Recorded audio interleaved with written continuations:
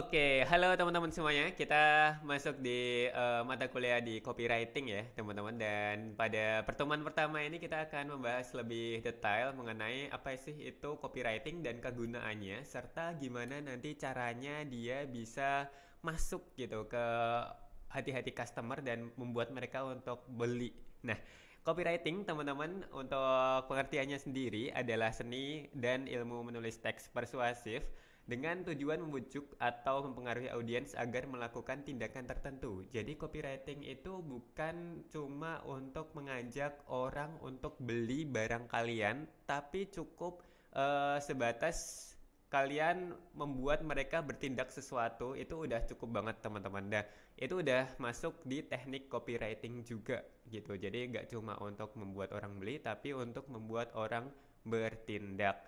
Nah, untuk kegunaannya sendiri ini juga banyak banget dan copywriting ini sendiri kan kita pakainya secara online ya teman-teman nanti. Jadi copywriting ini nanti kan kalian bisa temukan di website, di sosial media, di banyak platform online lah, di TikTok dan lain sebagainya gitu. Dan kegunaannya kalau misalkan kita rangkum gitu ya. Yang pertama ada brand awareness, ada untuk sales, ada untuk traffic website, untuk menaikkan, kemudian untuk meningkatkan ROI juga, untuk meningkatkan engagement, dan untuk meningkatkan efisiensi dari marketing. Karena dengan menggunakan teknik copywriting itu berbeda kalau misalkan kalian asal menulis caption, asal menulis teks untuk kalian bersosial media, itu nggak bisa. Tapi dengan teknik ini nantinya kalian bisa meningkatkan engagement maupun meningkatkan dari awareness brand kalian begitu. Kemudian teman-teman untuk prinsipnya dari copywriting sendiri itu ada tiga yang paling common ya. Ada AIDA, ada PES, dan ada FAB. Nah, untuk AIDA sendiri ini pasti kalian juga sering dengar awareness, interest, desire, dan action. Nah, ini sebenarnya corong ya. Dan kalau misalkan kita bahas dari corong paling awal, artinya corong yang paling besar gitu ya teman-teman. Awareness adalah gimana caranya kita menjangkau orang. Kalau misalkan kita bilang menjangkau, artinya gimana caranya kita bisa membuat orang berhenti untuk melihat atau berhenti untuk membaca postingan kita. Kurang lebih seperti itu.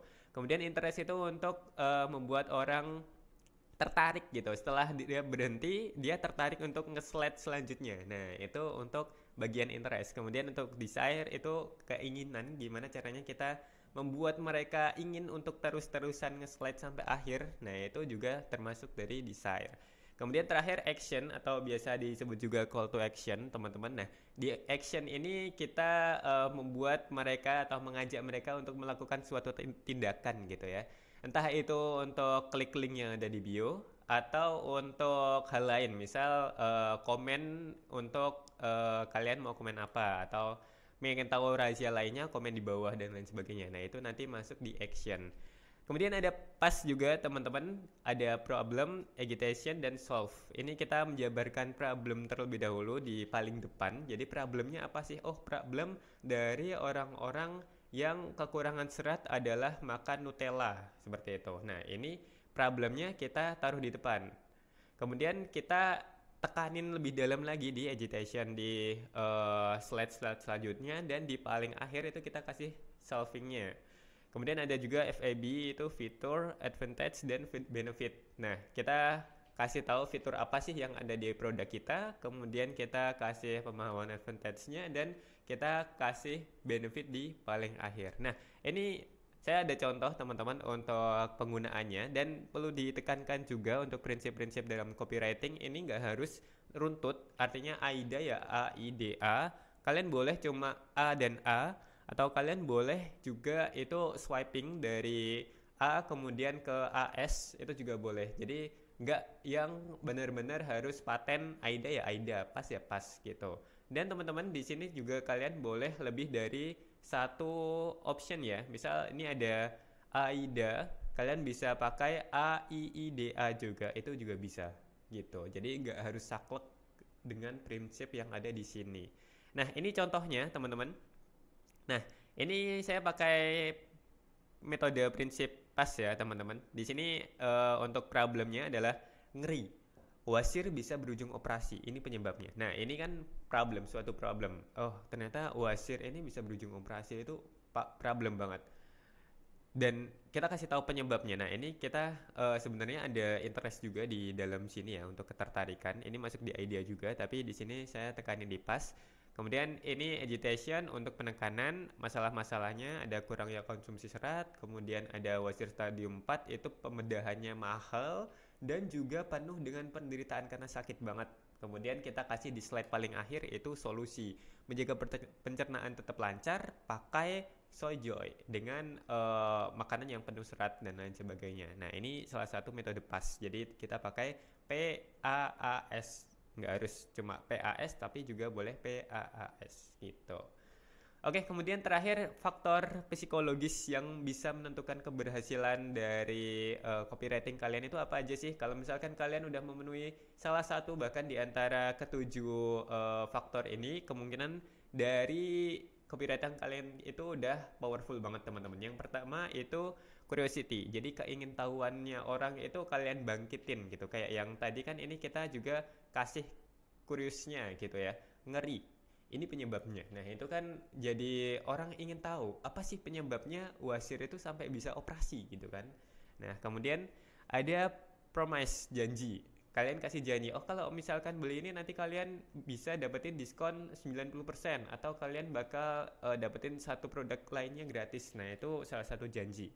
Kemudian ada social proof atau bukti sosial, itu semacam testimoni dan lain sebagainya, itu kalian bisa cantumin juga. Kata-kata orang itu biasanya lebih dipercaya daripada kalau misalkan orang yang jualan itu ngomong sendiri gitu kan.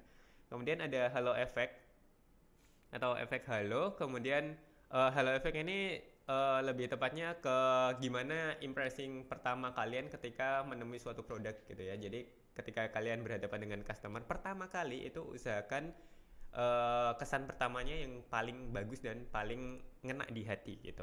Kemudian ada mirror neuron, itu neuron cermin, lebih ke gimana orang-orang itu lebih mengikuti siapa sih yang mereka jadikan tuntunan atau patokan atau benchmark atau istilahnya idol mereka gitu. Misal kalian mengidolakan Just No Limit gitu ya. Nah, itu Just No Limit pakai hero apa gitu. Misal di Mobile Legend, kalian jadi ikut-ikutan pakai hero itu juga gitu. Nah, itu salah satu teknik copywriting juga. Kalian bisa menggunakan faktor psikologis dari mirror neuron. Ada juga reciprocity, timbal balik. Jadi kalian melakukan apa, kita harus ngasih apa gitu. Kalau misalkan kamu mau komen misal mau gitu ya, kita akan kasih link download gratis dan lain sebagainya. Nah, itu kan timbal balik juga. Yang terakhir itu scarcity atau kelangkaan. Misal kalian punya produk nih, kalian jual produknya itu sekitar ada cuma 5 pieces seumur hidup, cuma ada 5 di dunia ini. Nah, itu kan kelangkaan.